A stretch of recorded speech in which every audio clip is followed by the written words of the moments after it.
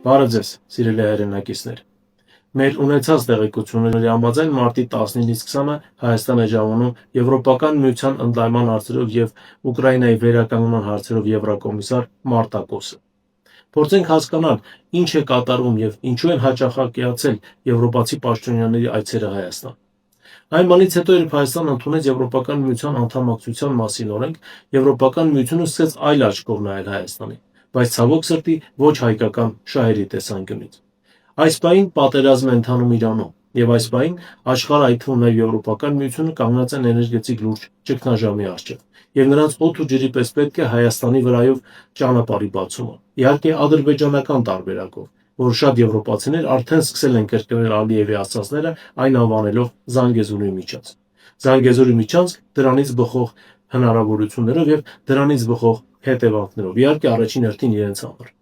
Եվրոպական միության համար Ադրբեջանը շատ հուսալի գործընկեր է ադրբեջանական գազ ստանալու համար։ Թուրքիան եւս հուսալի գործընկեր է, քանի որ միջերկրական ծովի նեղուցները գտնվում են նրա հսկողության տակ։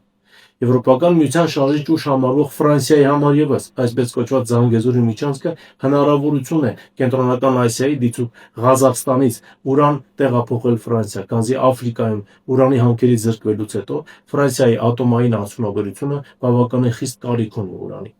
Բայց այս բանին չի երևում հայկական շահը, որն է հայկական շահը եւ ուր են տանում Հայաստանը։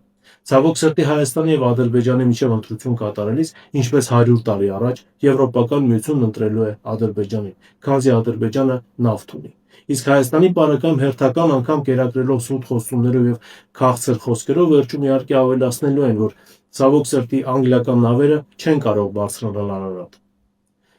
Պահը բավականին ծանր եւ լրջանալու ժամանակն է։ Եվրոպական միությունը Հայաստանի եւ Ադրբեջանի միջև ընտրելու է Ադրբեջանին, եւ սա Հայաստանը պետք է շատ լուրջ հաշվի առնի։